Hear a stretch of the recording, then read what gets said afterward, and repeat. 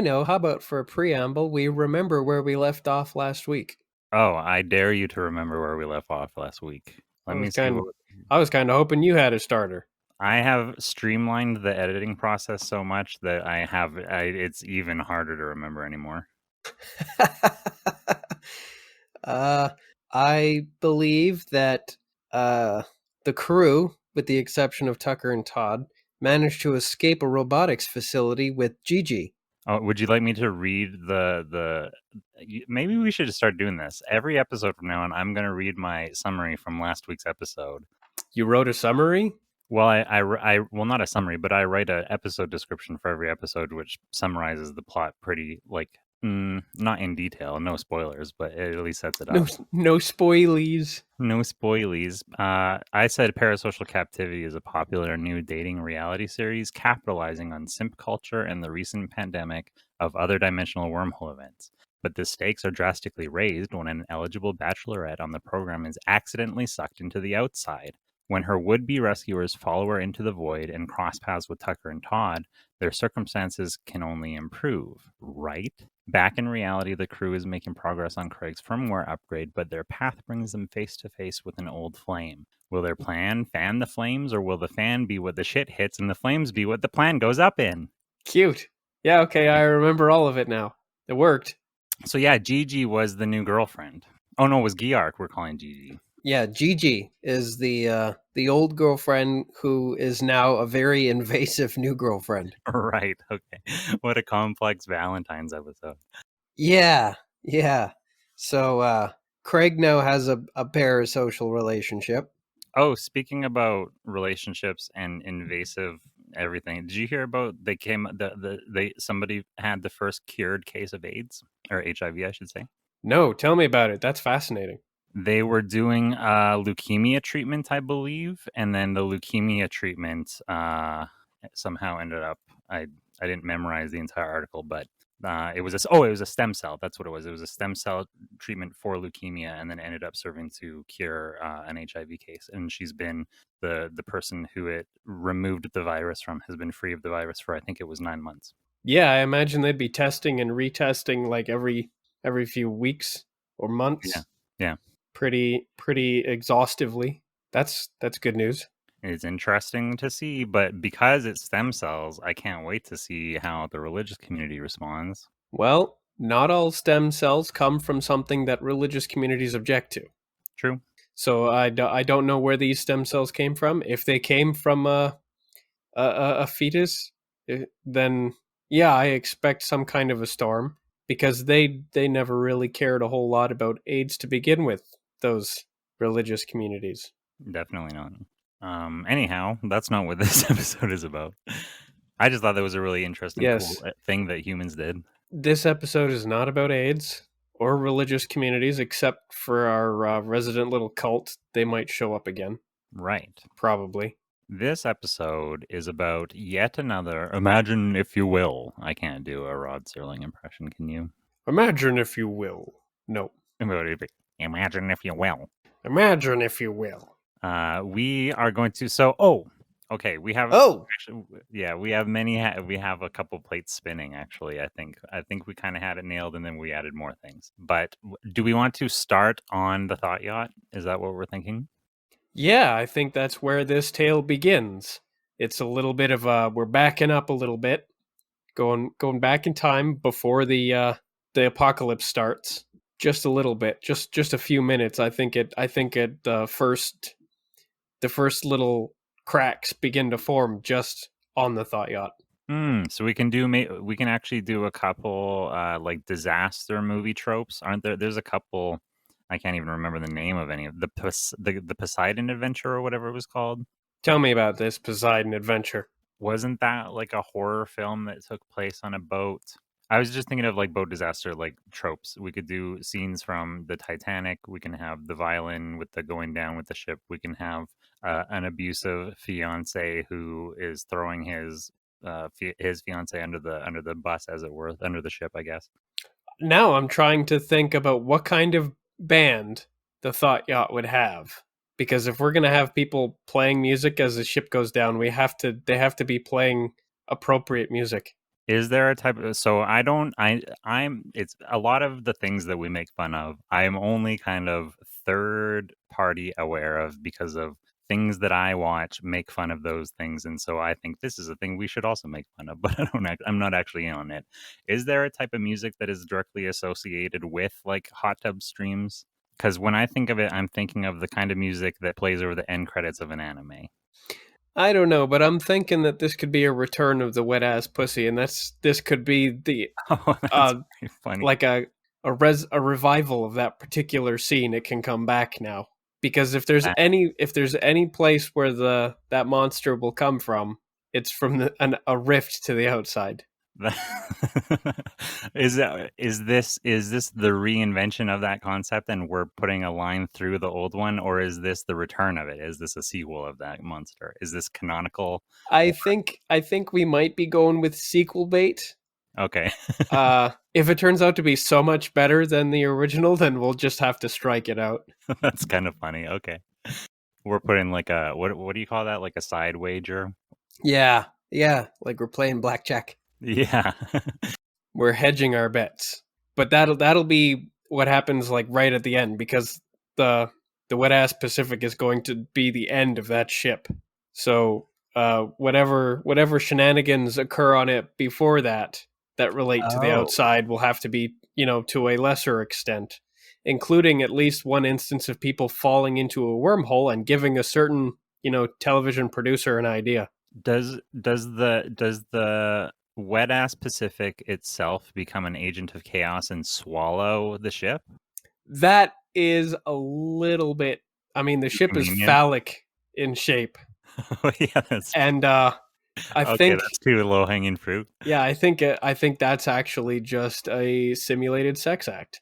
Maybe it's not simulated at all. Maybe it's a very real sex act. Oh, well, is it that then? But then we do like an egregious censored like pop up. I mean, I think the thing is already going to be pretty censored, but then the little Oh censor yeah, bar, true. the sensor mosaic just like gets bigger, and it winds up taking up the entire thing, and then yeah, okay, never mind. I'm into it again. Oh, do we do some sort of the sensor gets even bigger and it starts fucking up the screen, all the weird big blocky pixelization. Does it then cut to a scene of of like a pathetic fat man trope sitting in his RV watching this show? We see the huge pixels on his little dumb screen and he's like yelling at the screen like, "What the fuck? Bring it back!" Or he yells something about like somebody fixed the bunny ears of the dish or whatever. Oh, does it? It doesn't just pixelate the image; it pixelates the entire screen. Just not only does it go all full mosaic, but it goes black and white. It grayscales the image on the screen. Or does it pixelate everything around it? The man is watching on the TV, it pixelates the screen, and then his whole inside of his interior becomes pixelated. It's like an abstraction event. Oh yeah, I think it definitely pixelates reality around it. Yeah, that's not censorship. That is like reality itself collectively rejecting whatever that image is. And then it cuts to us dressed up as little kittens hanging from a wire with the like technical difficulties hang in there moment. And then back to the Oh, I like that. So it starts swallowing up the entire ship. People are falling off of it. People are jumping off because the alternative is much worse wherever they happen to be going. So people are diving off, and then it immediately cuts to black, or rather it cuts to our technical difficulties screen, and there we are, and it plays elevator music. It was just like, oh, technical difficulties. yeah. And then so typically when there's technical difficulties, it cuts back to a point when everything's fine. Are we subverting that and it cuts back to right exactly where we were in the middle of the chaos? Yeah, just like a slightly different angle. Yeah. Yep, so it just, sorry, Everybody's that didn't screaming, fix anything. Nothing's fixed, everything is still terrible. but we're back. We now return to your scheduled programming. Just screams. Ah! Yeah. Screams. Somewhere there's a helicopter that's falling out of the sky for no reason. Yeah, there's like climaxing drama, the disaster music. Bum, bum, bum, bum, bum.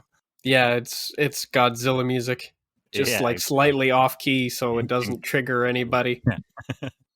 Okay, and then when the ship gets totally consumed, what happens?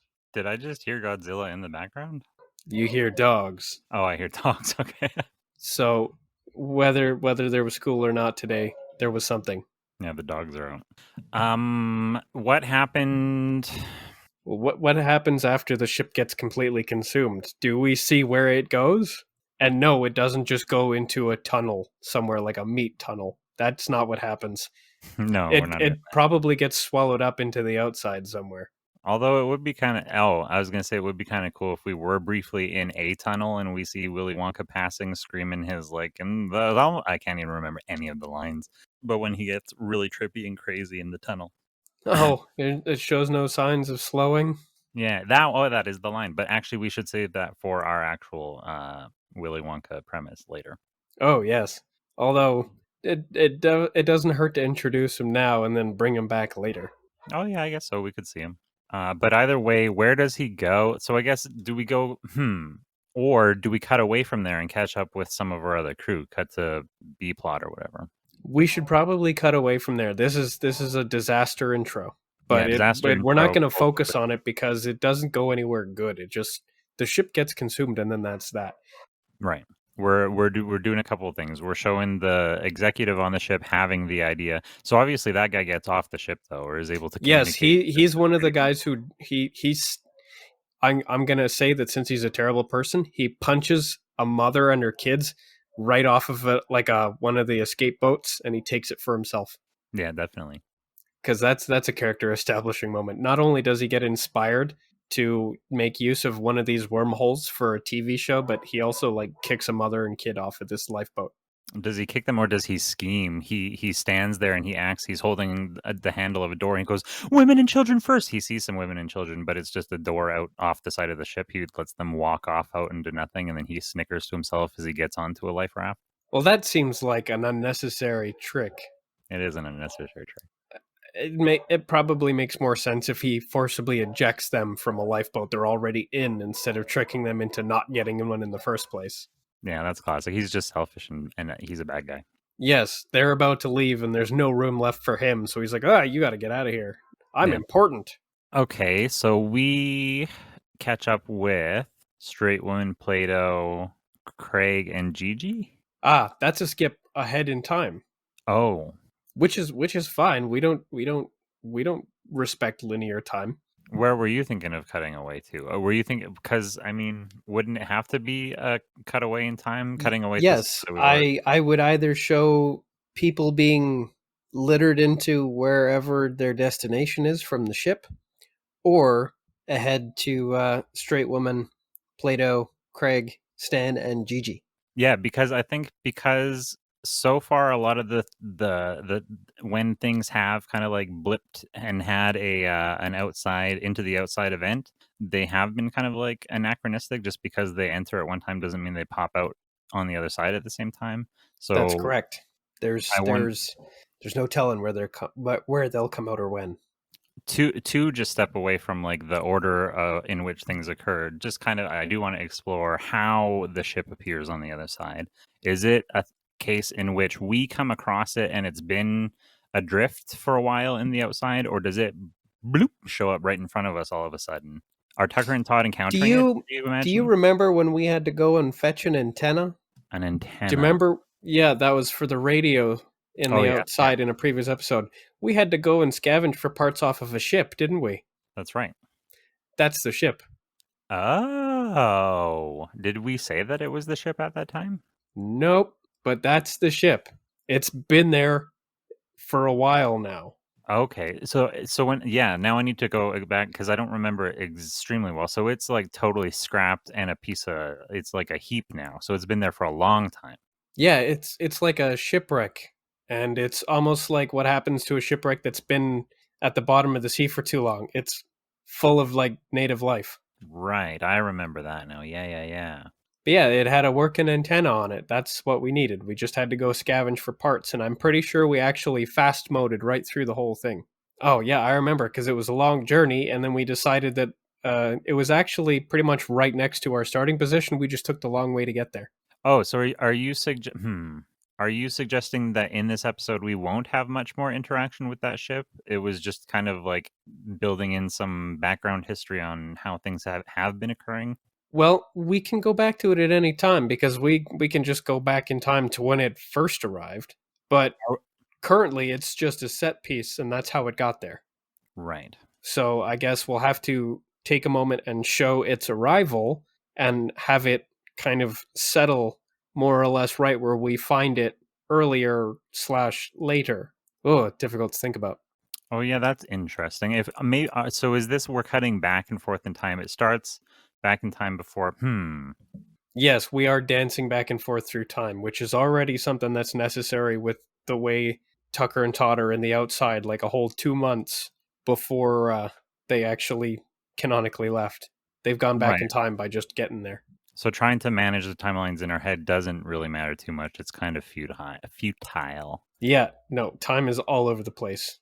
Okay, so I'm not going to worry about that then. So if we cut back to a scene from the intro, then we go forward in time to Straight Woman and Them, and then after that period, just planning this out a little bit, we plot back to the ship immediately after it appears in the outside, and we see them going through a bit of a do we do like a Lord of the Flies kind of thing? This time, I'm willing to play it totally straight because everybody there is already basically a cutthroat slut. Right. They're all in it for themselves and they have no standards of respect for each other or themselves, so it's going to go total Lord of the Flies. Okay, we will come back to that then. That's good to know. Okay, we know where we're going.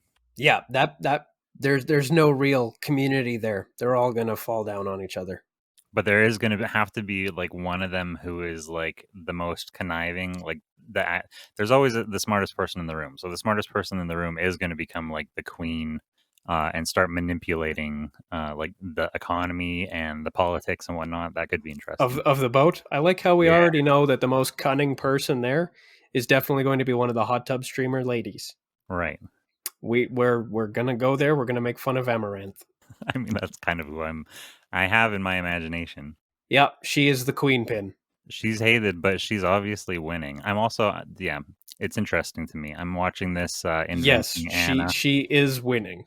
She's She winning. she's made clowns of all of us. She's a millionaire. And I think many of us hate these millionaires, but we love so many people. I'm just curious how many people are willing to admit that they would like to be her. Oh, absolutely. My self-respect is definitely worth that dollar value. Yeah, right. Anyhow, not to turn this into us simping or anything. Nope, this is us saying that we're willing to be paid by simps. That's right. Check out our Patreon. That There we is, that we don't have.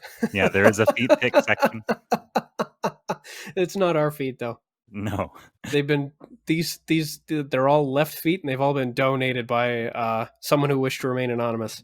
there is a female stand-up named Annie Letterman, and I follow her on Instagram. And every single photo she takes, she pixelates her feet, and it makes me laugh every time. Ha ha. Feet creeps.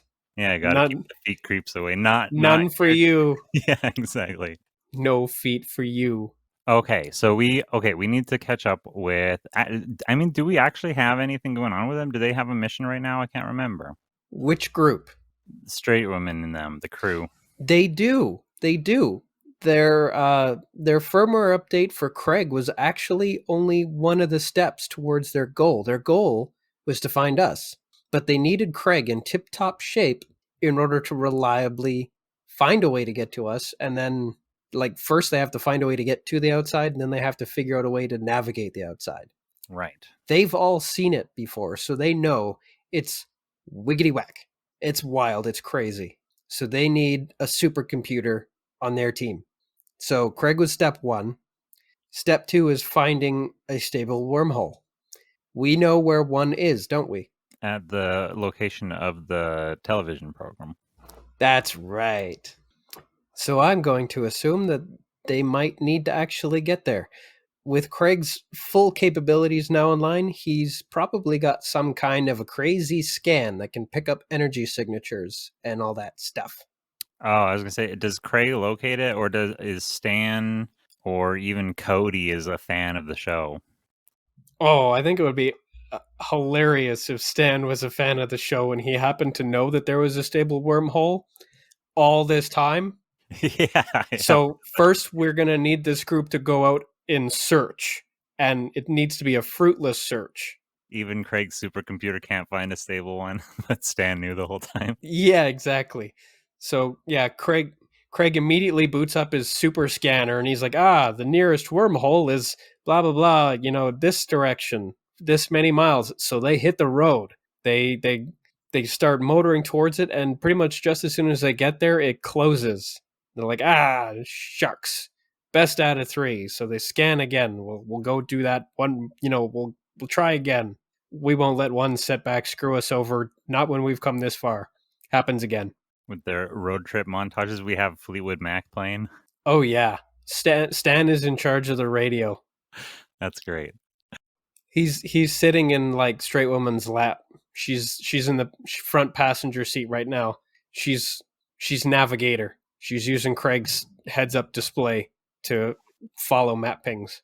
We have everybody else is sleeping, and we have the hot woman in the Ferrari from Vacation.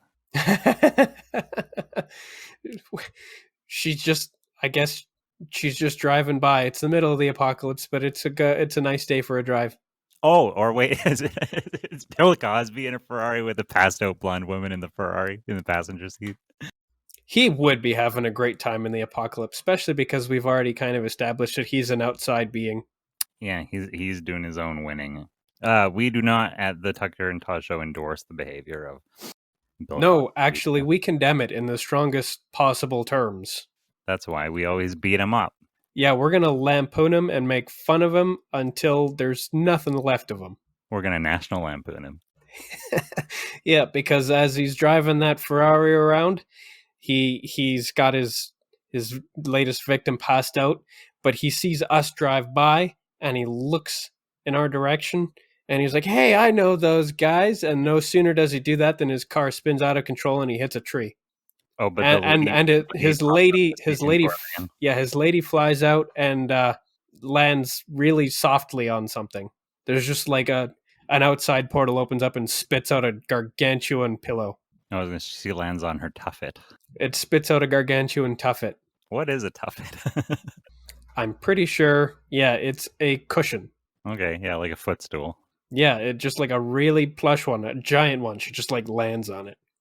She's fine. She wakes up shortly after. Bill Cosby is currently wrapped around a tree. I like the car is bifurcated. Bill Cosby is bifurcated. Oh, yeah. The entire thing is pretzeled around this tree, and that includes Bill Cosby. Cosby is now a pretzel around this tree. We last saw him at the bottom of a lake. This is how we've revived him. He's shown up for 5 seconds to just get wasted. Correct. Oh, does he actually? It's not just a spin-off. He does like an A-team car flip. Oh yeah, it in fact it should probably be an egregious car flip or it cartwheels and spins, and it's just like it smash cuts to different acrobatic maneuvers being performed by this car that becomes progressively more and more dented and beat up before it hits a tree. With like xylophone sound effects as it spins. Yeah. And it's just and in fact, it needs to go on for far longer than its actual momentum should have allowed. So, like, it needs to be like the hallway where it goes on past its welcome. Yeah, for sure. And it needs to come to almost a stop at least twice, where it looks like it's about to come to rest, only to immediately reassert its momentum and start flipping around again. Oh, does it like stop and take a couple breaths and then keep going? Oh, I like that. It just sputters a bit and then it resumes. And then it does the kind of, I can't remember, it like kind of Tom and Jerry or Looney Tunes thing, whichever was, where as it's going, it has the sound effects that indicating that it's like crunching and rolling and banging. And then it cuts to two characters watching that happen with that sound in the background, and they make like some sort of like wry remark and then look at the camera and shrug. And then it fades to black with the sound fading down. Like a Droopy Dog kind of. Actually, that would be kind of funny if Droopy Dog was there, just for the fuck of doing the voice. I like it. I would be fine with the dog, but if we fade to black, do we get to see the car make contact with a tree? Oh, you're right. It can't just go off into the horizon. This isn't Team Rocket blasting off again. It's although I would be fine with us like Oh, fading I to know. black and then the sound just like continues. The sound never dims and then the screen immediately comes back on and it's still going. It's more of like a Popeye thing or whatever. So the car wraps around the tree eventually, and then Miss Muffet lands on her tuffet very nearby the tree, and then she goes over and starts kicking Bill Cosby's body, and that's the repeated sound and animation that we're seeing, and then it cuts to some droopy dog who's like makes a well, ain't that a kicker or something like that. I think she should pick up like a an axle from the car, like a that swinging it like a pipe, and then she goes off screen. But you can see her walking off the screen with murderous intent in Bill Cosby's direction. Then we don't actually have to depict his retribution, but everybody knows it's coming. Well, I guess that's his pudding popped.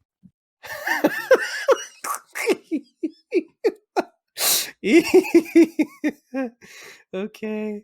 That Okay, stays in Bill the Cosby, you've done it. You just got your pudding popped. yeah. I like the voice too. It's a little bit Truman Capote, a little bit Droopy Dog. It was an excellent droopy dog. I had to put hello, all you happy people.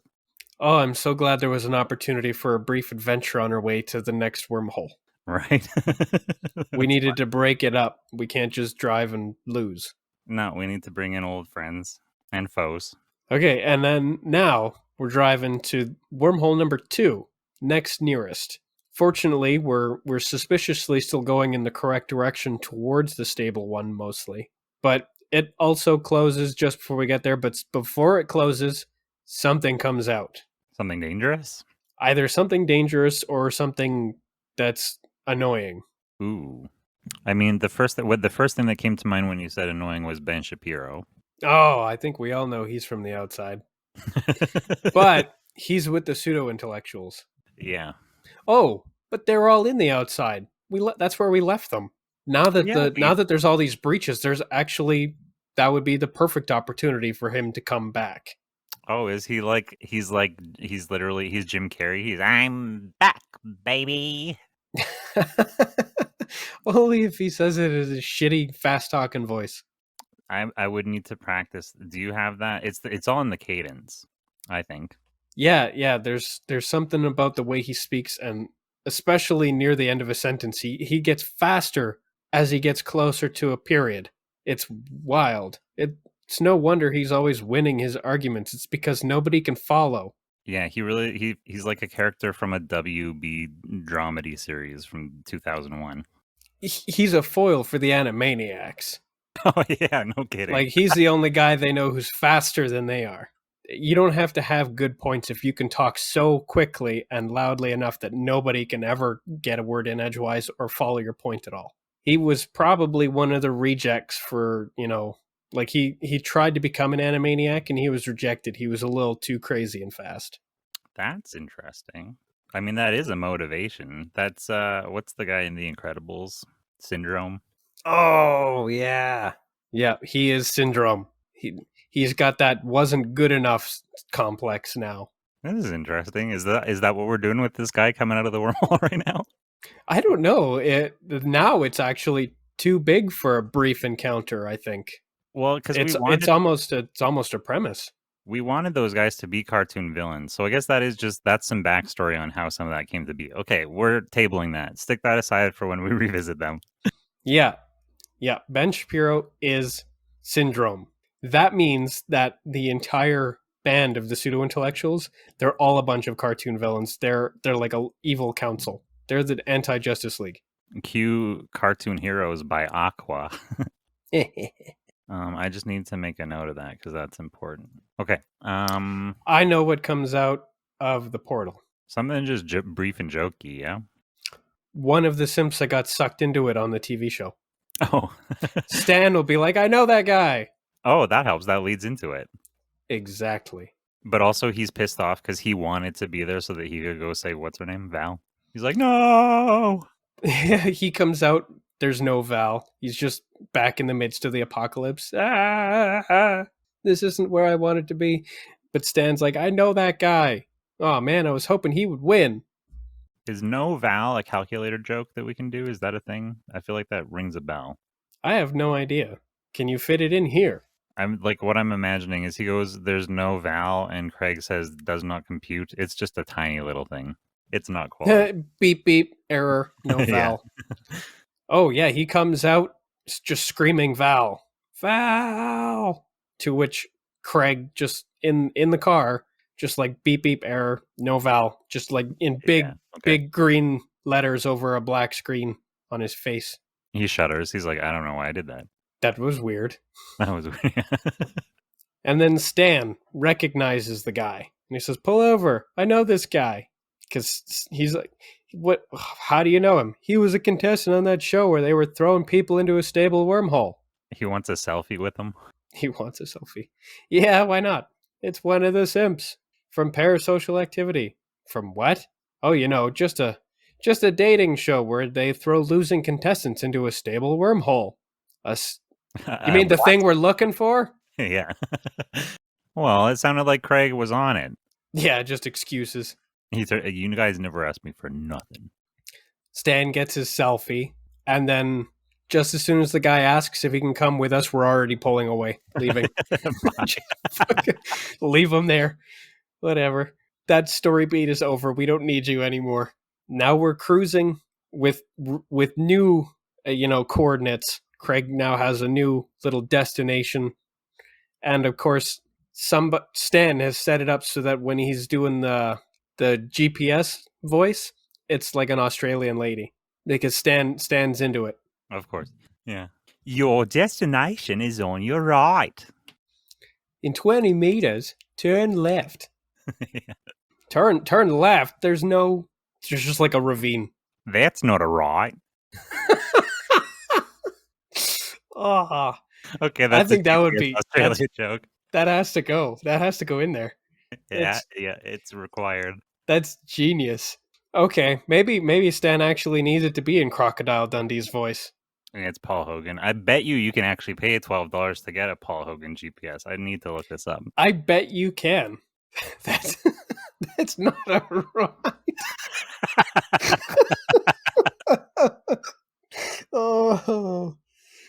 Oh, that actually hurt me somewhere. Well, I know our YouTube clip for this week. That's not a right. He says up left, up ahead, turn right. We start turning left. He says that's not a right. Yeah, GPS voice getting snippy with you. That's pretty funny. Oh, and it also takes control of the vehicle. This is a right. I mean, this is also episode title. That's not a right.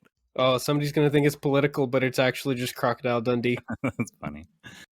Yeah, we're not talking about your rights. We're just talking about that's not a knife. Directions. Okay, so they're now they have a direction. They have a wormhole.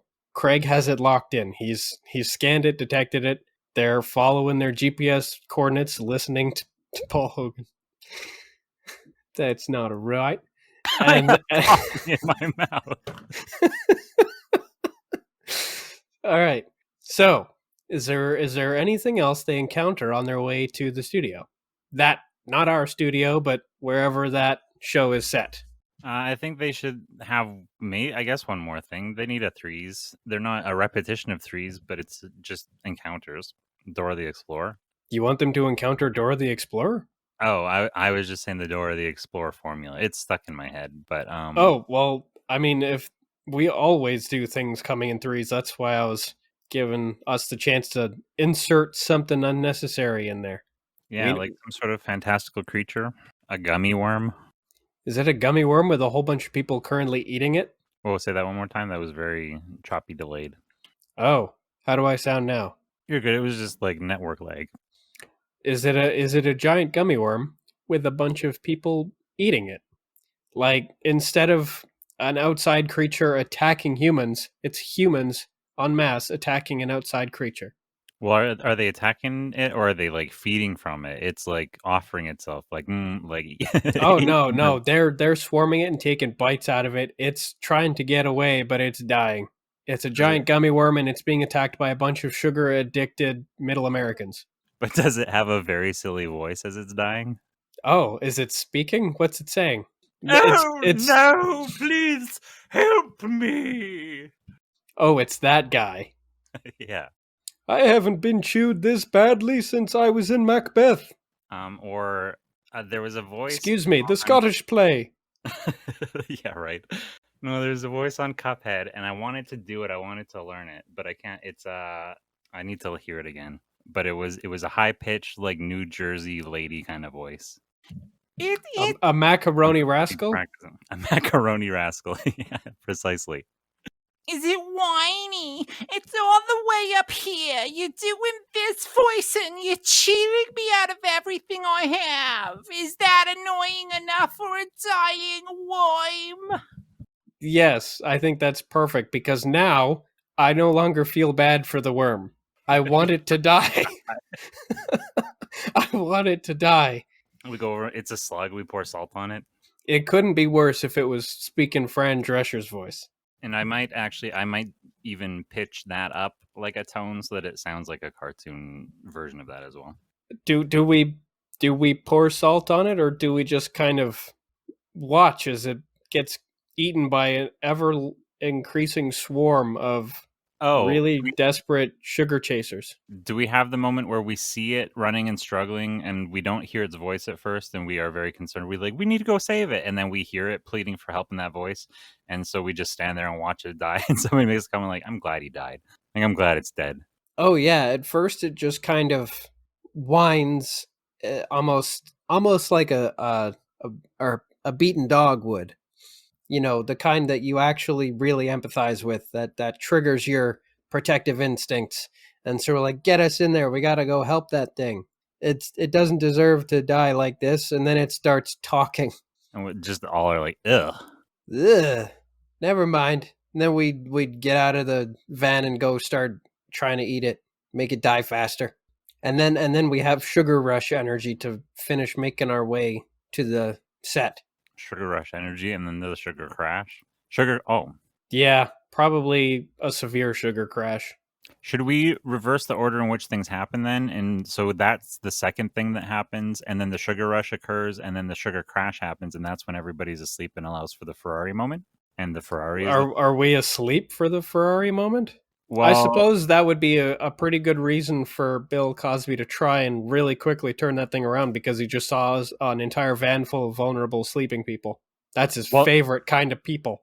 well, not everyone is sleeping, but in National Lampoon, only Chevy Chase is awake, and everybody else is napping when the Ferrari pulls up, if I recall correctly. Does that mean Craig or Gigi are driving? Oh yeah, I guess that can make sense. Or is it Stan driving and he's on Oh, that's somebody's even better. lap?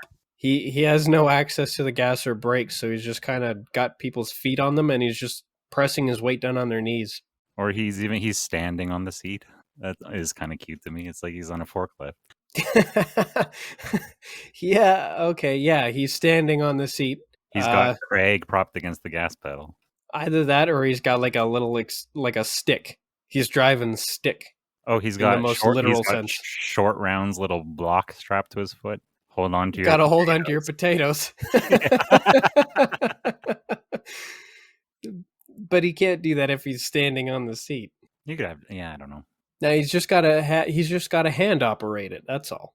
Sure. And that works for him being the sleazy guy who looks over and is being, he doesn't even notice Cosby at first. He just sees the woman in the seat and he's like daydreaming. Oh yeah, we do nothing to intervene. Cosby only has an accident because he notices us. Oh, that would be good if we're all kind of like leaned back in our chairs sleeping. Cosby doesn't notice at first, but as Stan starts swerving as he's daydreaming, one of us kind of like looks up and Cosby sees us in the seat, or the straight woman maybe, and is like, "Oh my god!" And then that's when he crashes. I recognize those people. And he turns a little. He's one of those people who, when he turns his head too far, his hands start going in the same direction. So he winds up spinning out, and then the entire big old spinning scene occurs. The excessive cartwheeling and rolling of the car. Okay, excellent. And now, Right. with everybody done their nap, we make it to the set. Yeah. So actually, maybe that was first, second, and then the simp is the third. So that Stan has his moment with, oh, well, I knew, and then we head from that to the set. Yes. Okay, perfect. Yes. Then everybody gets to be kind of mad at Stan, who once again knew exactly what we needed, where we were going. Because this seems like the kind of thing Stan does all the time. Just Has the unreliable. ability to contribute, but just simply doesn't. Yeah. Just non-contributor. Why is he even here? Well, yeah, he could be a Deus Ex Machina, but he just doesn't activate. Yeah, he doesn't care. He's only here because he's finished his magazine. Yeah, his subscription didn't get delivered since it's the apocalypse. That would be enough of a reason for him to get out of the house. My New Yorker didn't come. Which magazine does he read? Have we ever established that? No, it's just probably an entire plethora of various tabloids. We should spend a day with Stan someday, just to see what he gets up to during his routine when nobody else is home. An episode, one of those a day in the life? Yeah, it's like a baby's day out kind of thing. Absolutely. Okay, so they arrive at the set. The wormhole is still there. Is anybody shooting an episode of anything, or is the set largely abandoned after the accidents that occurred in the last episode? Yeah, because I'm trying to wonder. Because in my mind, it was like those kind of shows are usually shot in like they lease a mansion in Beverly Hills or whatever. Like it's usually set in like a large estate. And so I'm wondering if it would have been taken over by raiders or something. Or is the show just still in production because that executive has already demonstrated that the loss of people isn't a problem? Oh, that's true. In fact, the ratings have gone up since it's become more. Yeah, if anything, that's only made the viewership increase. People are watching in the hopes that the entire cast wind up getting sucked up. Oh, they've added an element where you can there's an app where you bet on yeah, that something might go wrong. You can vote online for who gets tossed in. Oh, I was just gonna say you bet on who might get accidentally sucked in, but it's it's now American Idol for voting or whatever. Yep, the viewers now have direct active input on who gets voted off the island into the wormhole. So that means the crew is actually going to basically crash the production of an episode. They're currently filming. There's an entirely new cast to replace all the people who got sucked in last time. And Stan now gets to be on the set of his favorite current show. Oh, that's cute. He's a big fan, and he's fanboying as he's going around. Yeah, he's like, I recognize that table. I love that table. So, does he stay? But does he want to stay behind because do we have to? Is there any confrontation or conflict in the way of us just getting to the portal, or do we just go straight to it and we're through? Well, besides the part where Stan wants to stop and gawk and take selfies with everything, the entire film crew is probably pretty hands off because the executives in charge don't really care what happens to anybody so long as it ends up on camera. So the entire production being crashed probably only improves the ratings even further. In fact, as soon as everybody else starts showing up, the votes for who gets tossed into the wormhole is now the little bear. America's choice for who gets thrown in the wormhole is now Stan. They love me. They really love me. And somebody grabs him by the scruff and tosses him in the wormhole. Ah, they love me. And the crew's like, well, that's fine. We needed to go in there anyways. They just jump in. Yeah, who's next? We all are. Excuse us. Yeah, I guess that's slightly anticlimactic, but that's also part of the point. They're like, whatever, we're just going.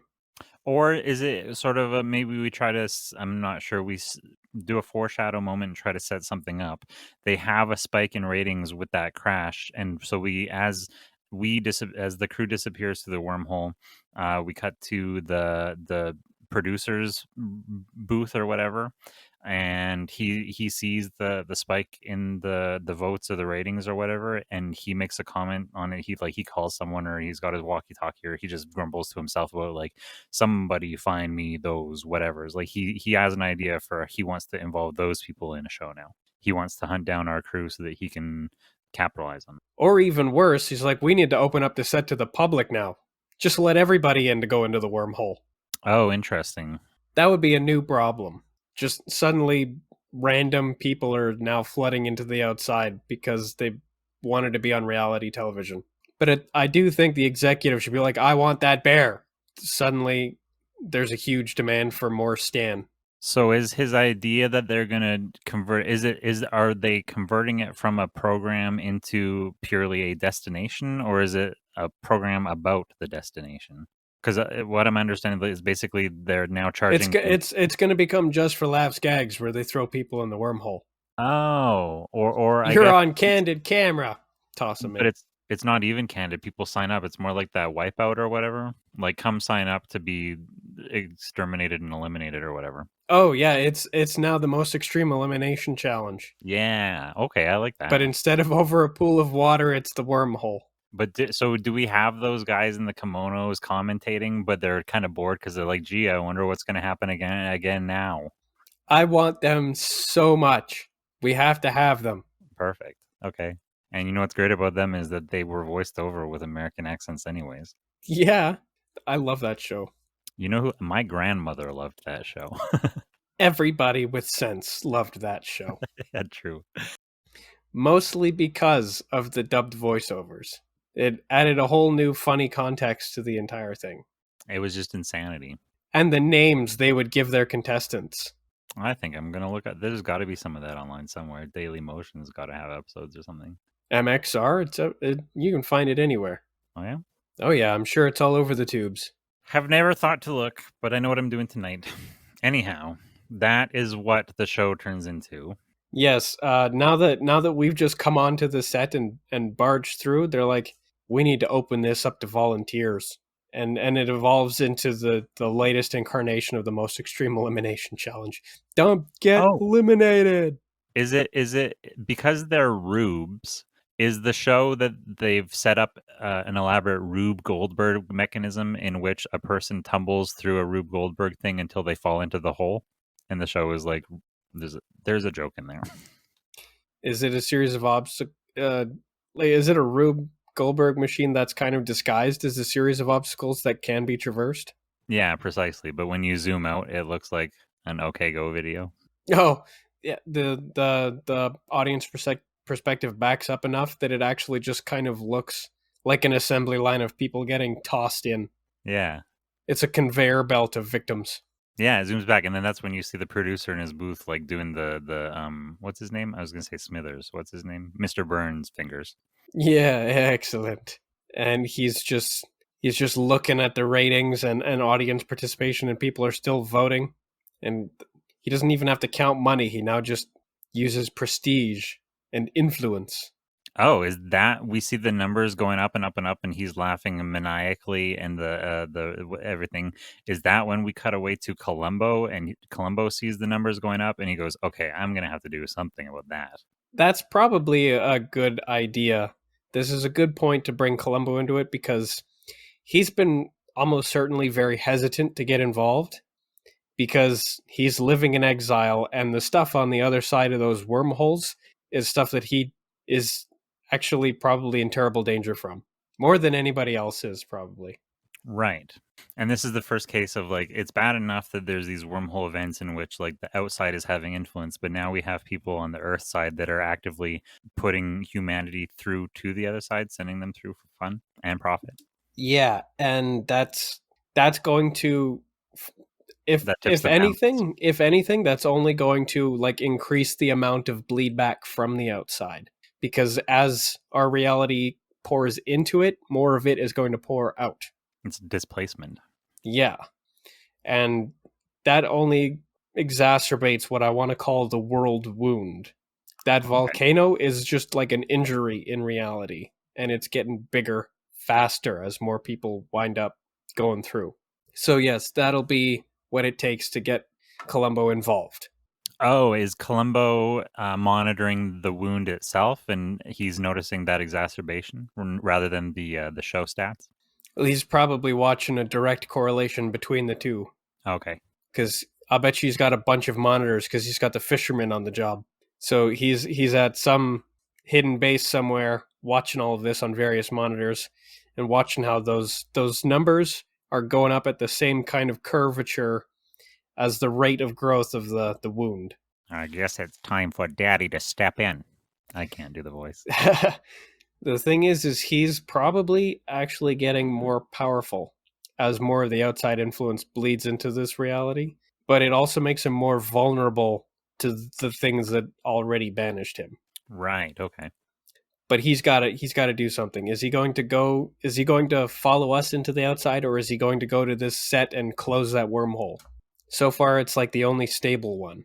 So it's the most dangerous. Oh, does that mean I'm just wondering. So we go through that No wormhole. reliable way home. Yeah, that's what I was kind of thinking. On the other side of that wormhole, the other side is in the same static spot, but he comes and closes it, and then on the other side, the crew sees it close and doesn't know why. Yeah, yes, I think it should be in the same static spot, but it has to be somewhat like inconvenient to reach, otherwise people would start coming back through it. Since everything that's gone into it hasn't come back out, there has to be a reason. Is there some sort of video game trope barricading like that's between us and it?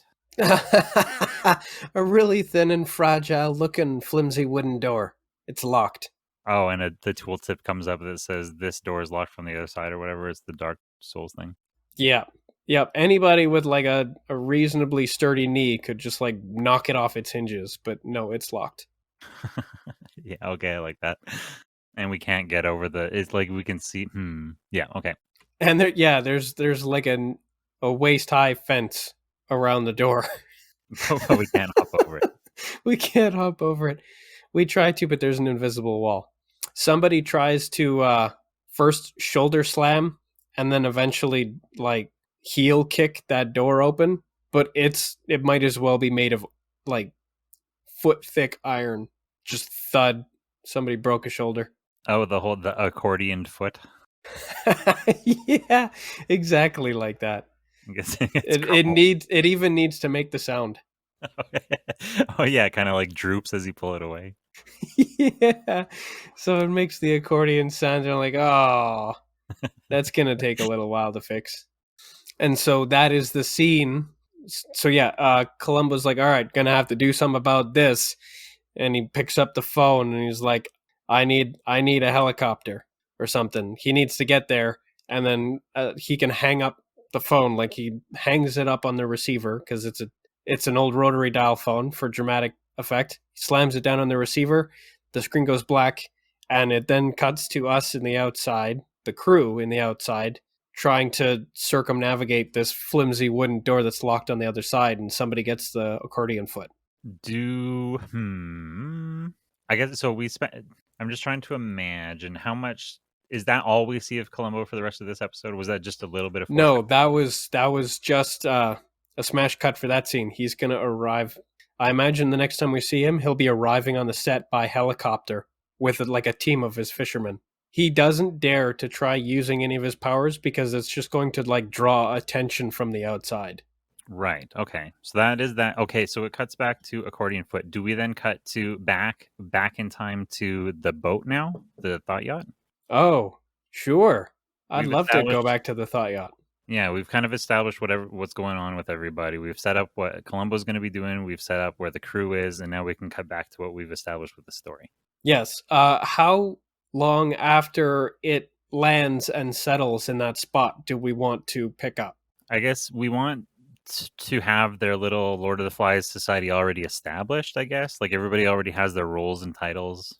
Okay, so the camera kind of like it's unfocused, and then it slowly focuses, and there is the trashed THOT Yacht, probably like almost split in half, and it's got tiki torches around it. And we've gone full tribal. Everybody's gone back to their primal roots. Everybody's got war paint, and their costumes are all ripped and torn and reassembled. Yeah, a lot of them are still in their bathing suits, but they're like slightly torn up to look just like caveman-esque. They look like they're from the Flintstones. Yeah, there's bones everywhere inexplicably. Have they been eating each other? Yes, and anything, each other and anything dumb enough to wander by. Some of them have bone necklaces, just a bunch of finger bones. But yeah, you bet your ass that these hot tub streamers will consume each other at the first opportunity.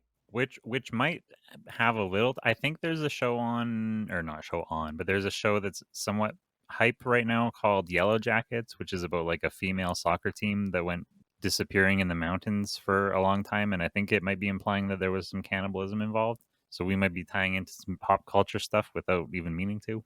Well, I mean, the Donner Party has been a thing for a long time. Oh, that too, yeah, of course. You know, they were actually going to kill one of the live members of the party and eat him. Well, why not? They were going to murder somebody, and then they're like, "No, we can't do it." And then, like, almost immediately afterwards, somebody drops dead, and they're like, "Oh, thank God." That's very convenient. Yeah, Or I mean, it could have been the what's the mist. They could have killed a guy, and then right after that, the other guy fell dead. yeah, that would have been much worse. Oh, that would have been embarrassing. But at least it's cold out there, so it's not whatever. The meat will keep. So yes, they've regressed into full tribal cannibal. They're wearing tattered loincloths, and they've got spears with like feathers and skulls hanging off of them.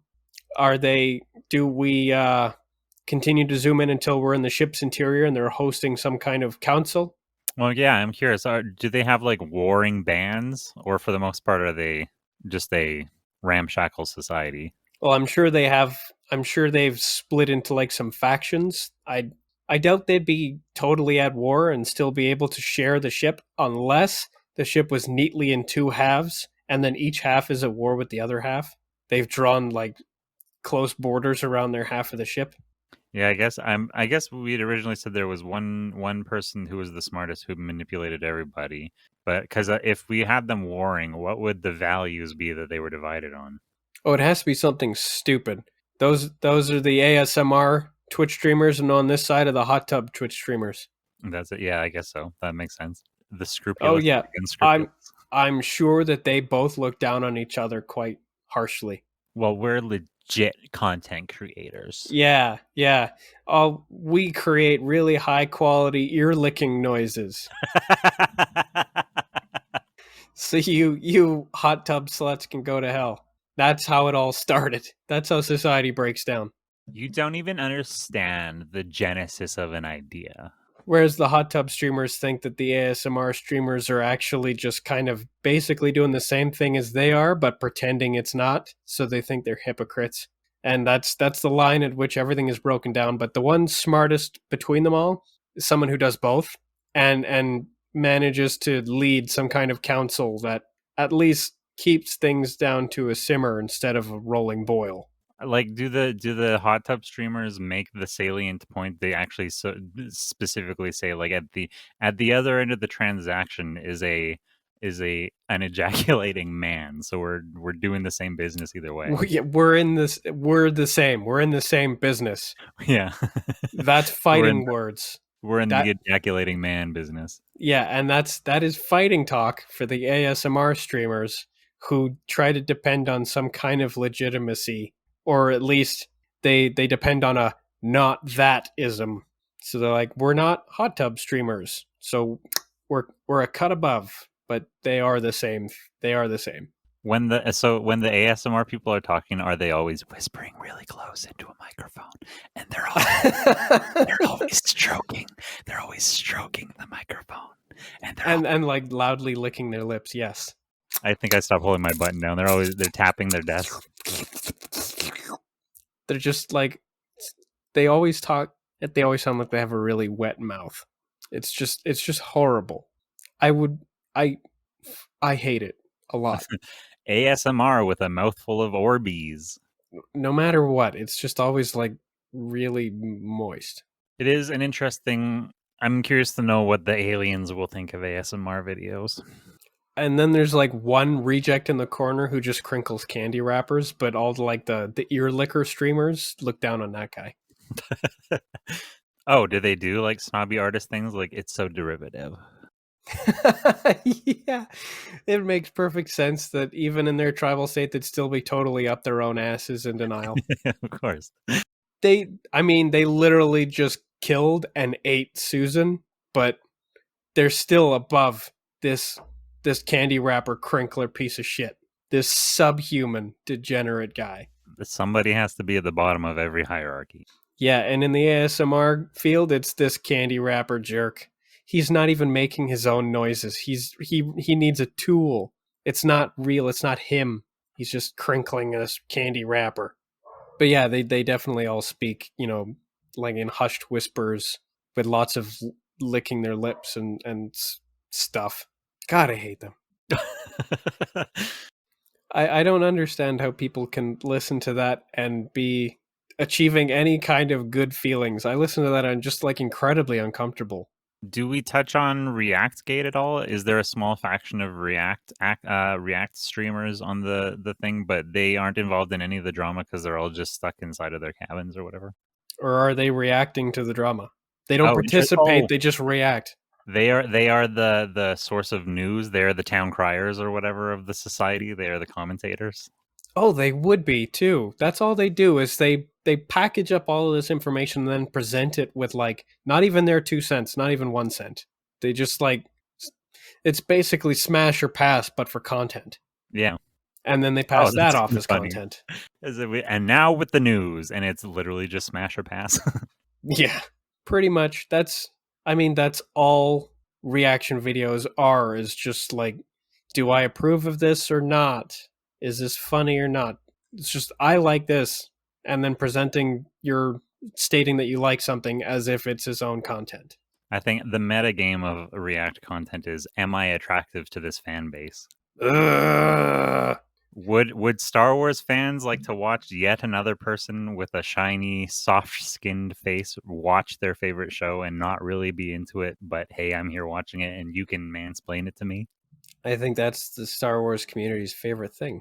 Please don't attack us, Star Wars community. Or, as I said in one of our earlier episodes, please do. Come bump our numbers up. Oh, yeah, I guess. All publicity is good publicity. Engagement is engagement. We're those people now. I want all the smoke. Anyhow. Well, if that's what we want, why aren't we deliberately producing outrage content? Because it's derivative. It is, and it's not terribly funny. Okay, so we've got all these factions, and then like a sort of neutral reaction faction that is just, they're basically just the news in this little tribal society. But right at the middle of it, there definitely is this smartest of them all, most cunning Amaranth-esque streamer. She keeps everybody in a perpetual state of conflict because it suits her purposes. Oh, I'm actually kind of, just to re-explore the React thing. Are they the news or are they the like the court? They are the town elders, and their reaction I think they are both, but I don't think they're the elders because they don't have opinions of their own. Right, they just give thumbs up, thumbs down, though. Yeah, they're like the jury. Yeah, they get to be the jury in every case. Having seen a witch, well, not a witch, but a voodoo trial in Ghana, they literally are just blowing smoke out their ass, just like it's a thumbs up or a thumbs down. It has nothing to do with what they think. It has purely to do with what they think will make the rest of the village happy. Yeah, it's just, if I get this many likes, we'll burn a witch. Mm-hmm. Oh, should we do a witch burning on this ship then? Is that what the trial we see with the reactors is? Yes, but we don't actually burn her at the stake. It's more like roast me. Oh, is it a roast? Is a roast, or they take out their cell phones and they take out the contact for that person and they delete it and they say, Jessica, you've been burned. Both. The final act of the roast is to delete them from contacts. You've just unpersoned them. Yeah. But only after they've been roasted. Are they roasted like Friars Club style? Like they're up on a dais with a bunch of I was about to say, Craig, cut this out. I was about to say Jewy, but I meant to say Catskills style vaudeville comedians. Yes, but I do think that they should actually be strapped to, as if they're about to be burnt at the stake. They're on the pole. They've got their arms tied up behind it. They're stuck on this, what looks like it's about to become a pyre. And then everybody gathers around and starts roasting them. I like that a lot.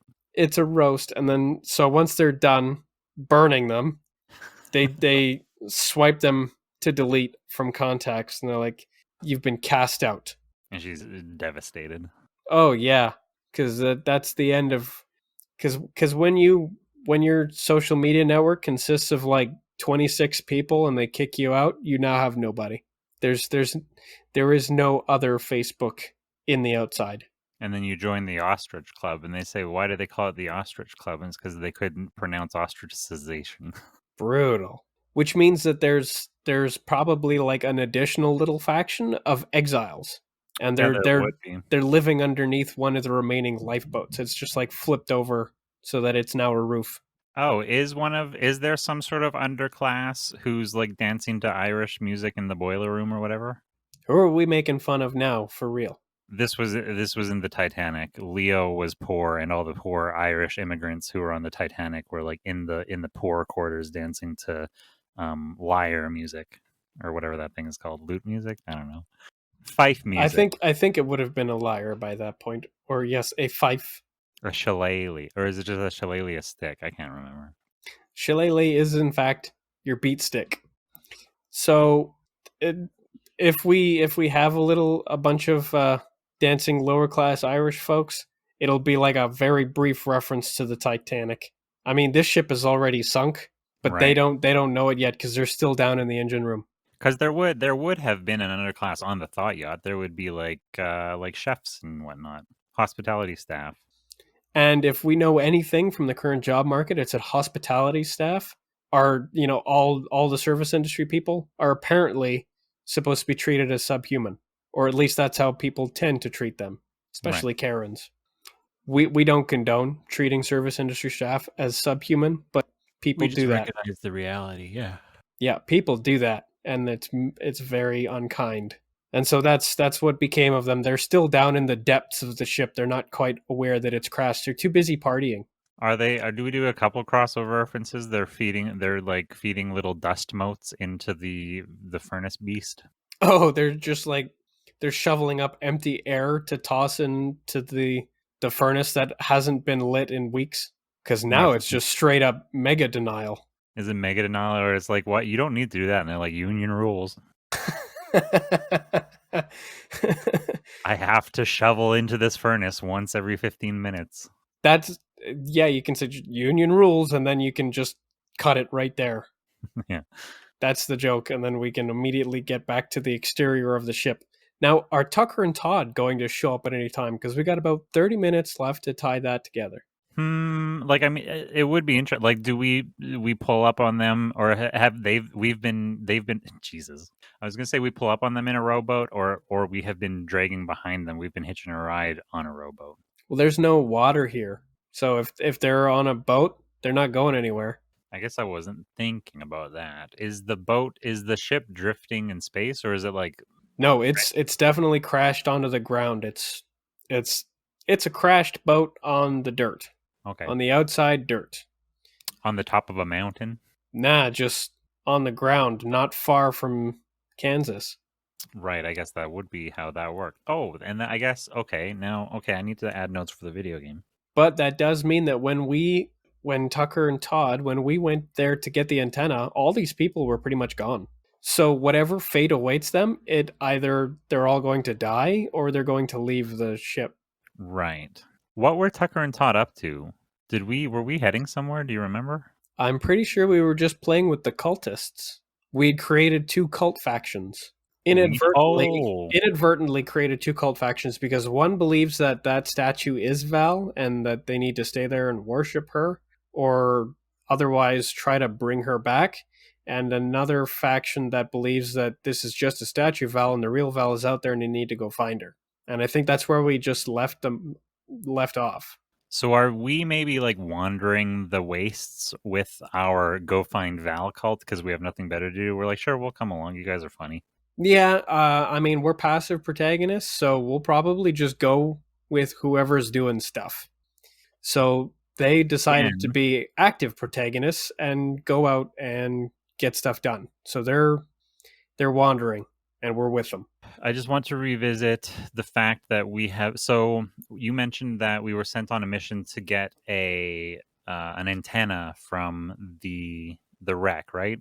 So that would have taken place long after the moments that we've been describing when they arrived, right? Correct. So even their tribal scene is back in time. It's set earlier than Tucker and Todd's arrival. Okay, good point. Yes, okay.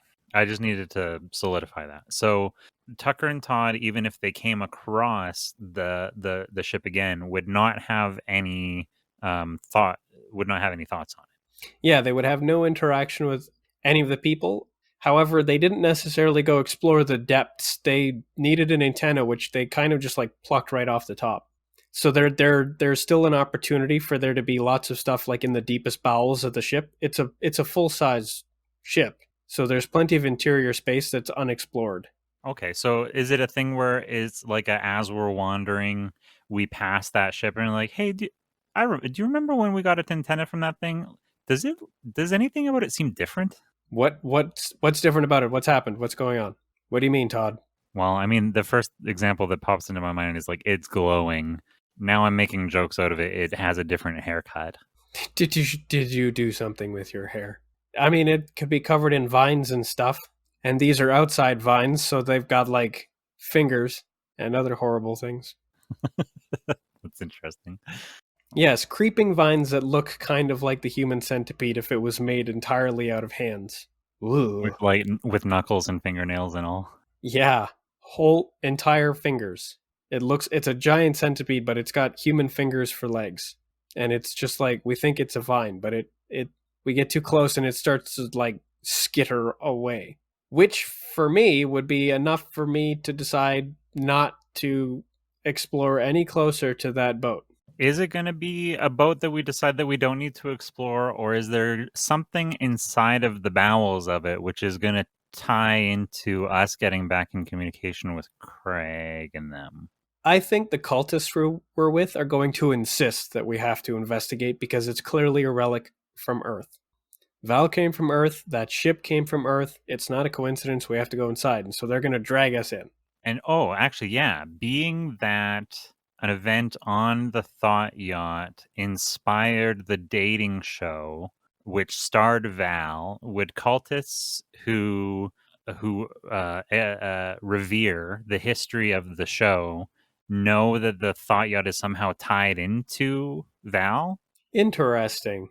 I don't know if that would be information that anybody would have, except that it had the same like showrunners, which would be the kind of thing that television buffs would know. Like the same creator who was blah blah blah producing various projects on that boat went on to produce Parasocial Activity. Yeah, because there's a couple tie-ins to things. I mean, there's because L. Ron Hubbard, the actual one, not our fake guy, he had a ship that was like the USS Scientology or whatever.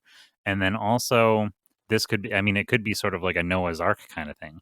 It's part of the Old Testament of parasocial captivity. It is captivity, isn't it? Yeah. What have you been saying? Oh, active. Yeah, whatever. It's all, I said activity, but captivity is better. it implies something sinister. Both words in there imply something problematic for sure. Yeah, I guess so. Anyways, they would. Okay, yeah. Tucker into and the Todd lore. are being dragged onto this boat by at least one of the simps who manages to logically tie it together. And we're doing kind of like a Scooby and Shaggy like knees knocking thing. Well, yeah, we just saw that creeper vine that actually creeped right the hell out of there. Crept. So yeah, we got teeth chattering and shaky knees. Something goes bang and Todd picks Tucker up and uses him as a human shield. Nothing happens, but that's the instinctive reaction. Does that trigger an argument about why would you use me as a human shield? Probably. Yes. That's your reaction? Whatever, I was afraid. If I recall correctly, it was your turn to be the human shield. When have I ever been able to pick you up and use you as a shield? That time on the stool. It was a strong stool. Strong enough for two. Okay, what is inside this thing? I'm feeling like there's some sort of like Princess Leia, my only hope holograph kind of thing. Like there's some sort of repeating message being played on a screen that gives us a clue about where to go next. Oh, interesting. Because I was thinking that if there were any people left on it, they've degenerated into like native outsiders. Oh, But interesting. I do Oh, like the idea of us like uncovering some kind of either a projection or like a pre-recorded message of some kind. we could have a little bit of both, one and then the other. But that's Well, interesting. yes, That uh, obviously activating this pre-recorded message should cause whatever happens to still be living in the boat to like become aware of us and become aware of our location and come our way. Kind of like that time a certain idiot knocked a bucket down a well inside of a the mine. mine of Moria. Yeah. Yeah, that's what I was imagining when you said bumping around inside the thing the first time. Here I propose that they are the thoughts because they were the yacht thoughts, but they abstracted so long that they became thoughts. OUGHT. What kind of thoughts? Just vacant, empty thoughts. So just thoughts about nothing. Yeah, What do they look like then? How are they manifesting or materializing? they're thought bubbles. They're thought clouds. Oh, but they have like faces and mouths and stuff. I don't know. I wasn't at They that. need to be dangerous. Oh, they need to look scary. Yeah, they need to make noise and otherwise be dangerous. Otherwise, why do we care that they're coming? Because they are coming. It's got that whole Mines of Moria energy where you like suddenly they're screaming and shouting and noise coming from the Oh, so depths. they are genuinely. They have ill intent, though. They are coming after us.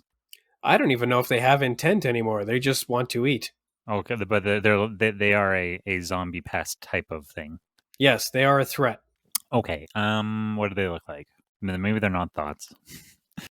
Well, whatever they are, they've been mutated or otherwise degenerated by the outside. So they're mutants.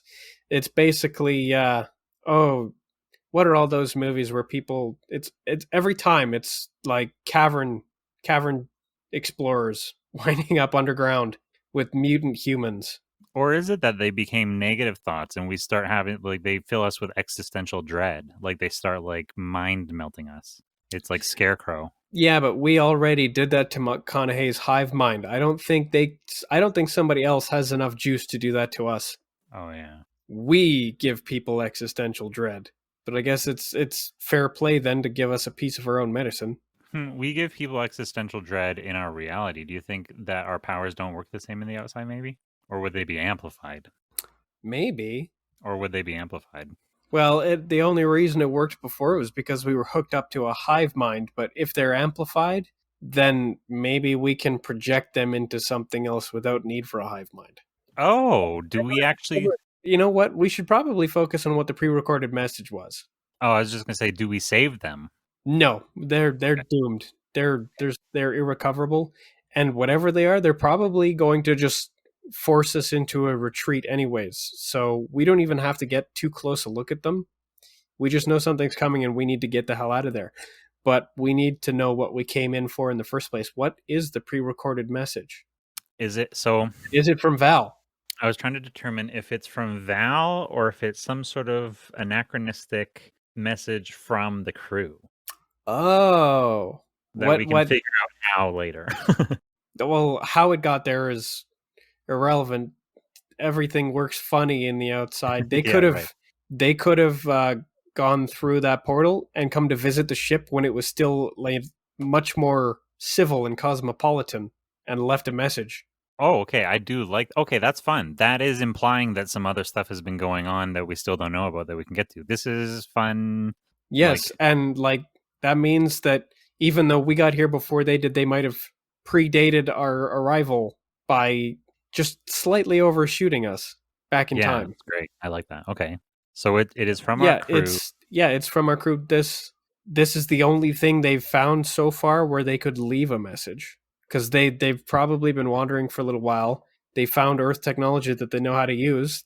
It lets them leave a message. If they ever come across it, they'll see it. And so, is it a message of not where to meet them, but when? Oh, there's probably no way to set up a when in a place like the outside. It's no, a where would probably be best. Especially because, yeah, they know the location of a stable wormhole. If you want to get out of here, you have to go to this place. The way back to Earth is here. Right. And so setting that up for either that's what's happens now. Do we go to that place and that's when we discover that it's been closed though? Yes. See, that's yes, we get the message to play, we listen to the whole thing. Uh the way back to Earth is, at this location. You need to get to this wormhole. Blah blah blah. It's located, at XYZ, a place next to this, that, and the other thing, and of course the path that turns into a giant mouth. Whatever directions they give, they're good enough that we figure we can get to it, which is great because we need to leave because we hear a whole bunch of things coming up from the bottom depths of this ship. And we don't, after seeing the hand centipede, I don't even want to know what's coming. So we need to get out of here. We am scray. We scray the heck out of there. And the cultists are really disappointed because it had nothing to do with Val. They probably want to leave us now, and we're fine because we finally have an objective. So we'll part ways. Did they get sacrificed? Did they get taken over by the Oh, whatever's coming for us? maybe we do exactly what Annabelle did to us, and we push them and then shut the door behind them or Yeah. behind us, so that they, whatever's coming, they have to. They're our sacrifice. Is that too cold for Tucker and Todd? I don't know. We could address it where one of us like says, "Was that too dark?" or like expresses remorse, and then we have some joke about why they were like sacrificable, expendable, I should say. We never even named them. They were hardly real people. They were Oh, just plot devices anyway. That's kind of funny. If one of us, if either Tucker or Todd was calling them by like had given them like nicknames or whatever, and was like bonding with them, and then as we leave, like that character is crying that they were sacrificed, and the other one's like, "I told you shouldn't have given them names." Yeah, I like that. This is why you shouldn't give them names. Yeah, Todd is a little bit sore about it. He's a sensitive guy. Okay, so now it's time for us to start making our way towards the location that we were given in the message. But just as we're setting off, that's an opportunity to cut that scene there and then return to Colombo. Oh, perfect. Okay, yeah. So we're like, okay, we need to go that way, and then we start moving, and then it's just that's it, done. Scene transition. Now Columbo's helicopter is flying in and landing next to the set, which is now the most extreme elimination challenge. Oh, it's like a huge stadium. There's like a crowd of 100,000 people cheering. Oh yeah, it's been built way up, and now it's a big event, and Columbo is crashing that with an armed force, which of course only causes spectacle and cheering. Yeah, he's strolling out onto the field, and what's his name? Greg Proops is the commentator. Yes, and everybody just treats it like it's part of the show. But here's Columbo. He's shutting it all down. His fishermen are like rounding up people and getting them out of there, getting them out of the way, trying to make sure that there are no witnesses for what Columbo's about to do, because he's going to have to manifest his mojo to close that wormhole. So yeah, the stadium is being cleared out. The commentators are still, they're still commentating even as they're being dragged out of their office away from their microphones. Oh, are they commentating on how they're being dragged out? Yes. They're doing a run-in commentary on their own state, and they're shouting from down the hallway to try and still have their voices reach the microphones as they're being dragged out of the building. It picks up faintly. I like that. Never once breaking out of their commentator character either. So same tone and everything. And then once the place is sufficiently cleared up, and it winds up tented, very much like in the first Thor film, around the research station established around Mjolnir where it landed. Right. Yeah. So it winds up like that. So it's a whole station that's got monitors, and everything is like flickering from all of the interference, because now that Columbo's there, it's causing a whole bunch of like feedback. There's either a post-credit sequence or it's a sequence in the next episode where the MXC commentators are in their kimonos, but they're being like interrogated, but they're still running a commentary on the interrogation. Oh yeah, I think that's a must-have. Everybody's going to get interrogated to find out what they know, and anybody who knows too much either gets killed or mind wiped or something. But these guys are the only people who don't break under the duress, and they're just still commentating. They're still like elbow nudging and laughing. Yeah, and they're still dubbed somehow. They're being, it's like that movie. What was it? Shit, Kung Pao. Oh yeah. So they're speaking like their mouths are moving, not corresponding to their spoken words, and nobody seems weirded out by this. They've always been this way. These two. Are the voices that they're dubbed with Statler and Waldorf? I think that's a little too cynical for like commentators. Like real, these guys are jokers, but they're proper commentators. They're not. Statler and Waldorf don't commentate. They take the piss. That's true, yeah. Although they have to show up somewhere. Oh, it will cut away from the interrogation scene and Statler and Waldorf are commentating on it? Oh, yeah, somebody's commentating on the commentators. Yeah, Statler and Waldorf. They're watching through the one-way window or whatever. Statler and Waldorf are fishermen. Yeah. Okay, I'm on board with that. But yeah, and as those guys are doing that, Columbo is working on, doing his mojo, some kind of spell or ritual or whatever, and the wormhole is shrinking. It's not like closing up all at once; it's shrinking because this is tough. Right. Yeah. It takes effort. Yeah, lots of it and focus. It probably takes like a few hours to get it to totally seal up. And on the other side, through that, you can probably see almost none of this, even though it's over a waist-high fence and a rickety door with like inch or at least centimeter wide gaps between the boards. It's just like a whole bunch of weird light show going on in the outside. But from Columbo's point of view, it's shrinking the wormhole, and eventually it's winked out of existence, and it needs to make a funny noise. Like a slurp and pop? Yeah, probably.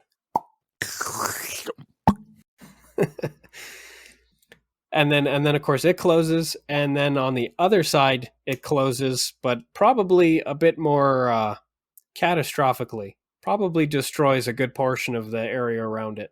Like craterizes? Yeah. Like it turns that waist-high fence and that rickety door into a smoking crater. Oh, do we do a lowbrow scene on the other side though? So since they're just waiting, they're literally camped out. They've got little lean-to tents. The crew on the other side, they're roasting marshmallows or whatever. And like somebody blows a fart, and it's a teeny weeny cute little wincy fart, and they're like, "Oh my god, gross!" And then somebody else, and then there's all of a sudden an explosion in a crater, and everybody's like, "Stan!" And he's like, "What the? That wasn't me." So it was a little toot. Yeah. And then there's an explosion. Kaboom! Immediately afterwards. Yeah, Stan. That. So yeah, everybody else is just camped out nearby, waiting for some way to get in, rather than try to go find the key card or whatever. Because this is clearly a video game. They're just waiting. Yeah, I assumed at that point they had left the message for us to come and meet them, and so they know that they're waiting for us to show up, I think. Yeah, they're like, this is where we told them to come. We might as well stay. Yeah, that's great. And then actually, it's not even another person. It's Stan does a little toot, and everybody's like, "Stan," and he's kind of chuckling to himself. He's like, "What? It wasn't me." And then kaboom. He goes, "Okay, that was not me." Yeah, that wasn't me. I mean it. And then that's the portal explodes, and that's probably where once again Craig is trying to do that seems highly unlikely. Yeah, because we could have the crater with the smoking hole in the center, and we get the like straight woman does the guys like long, wide, like exterior crane out shot. The portal's gone, and then like that is the dun dun dun. Tune in next week. The tune in next week component is actually far off in the distance. Tucker and Todd are making their way there, and they see an explosion. Oh, good. Way off in the horizon, they see like a green mushroom cloud. That's in the direction we're going. Well, let's not go that way then. Well, I know where we're not going. And then that's credits. Oh, and they turn on their heel. Yeah. Well, fuck that. We're not going in that direction. Because, I mean, I'm not going to go towards an explosion, are you? No, that looks awful.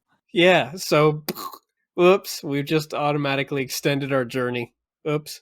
I think that means we should meet House next week then. Oh, yeah, I'd like to do that. Okay, I'm putting it in the recording schedule.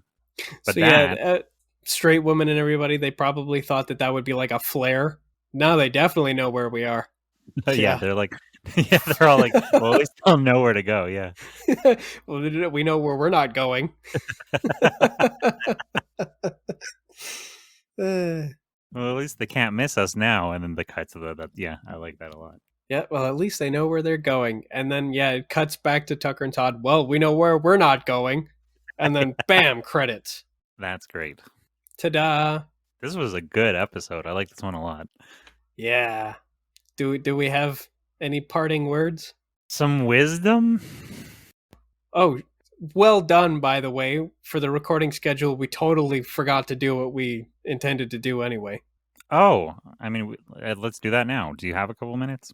It's very brief. I actually kind of don't. Oh, okay. Well, then I guess I'll send you off. Because I'm going to have to go get in my car and pick somebody up soon. Okay. Well, I have been Todd, and you have been Tucker. Actually, let's do that again. But you also wanted to add something else to the recording schedule, so you better do that before you forget. Yeah. Recording schedule. That's when we meet House. That's the 28th, that'll be? Yes. Okay, it's on there. This has been a pleasure. Thanks, everybody, for joining us. This was the Tucker and Todd cast. We were Tucker and Todd. You were the audience. Have a good night. Yeah. Afternoon, evening. Delight. Well done, everybody. Yay. All right. Thanks so much. Yeah, thank you. As always. Listen to our podcast. Yeah, if you didn't already. If you didn't, but you made it this far, that's cool. I don't get it. Then you must be from the outside. Okay. Yeah, listening backwards. Yeah. Good night, everybody. Bye, Craig. Eat me. Fuck Tucker. Tucker sucks. And fuck Tucker's friend, Todd.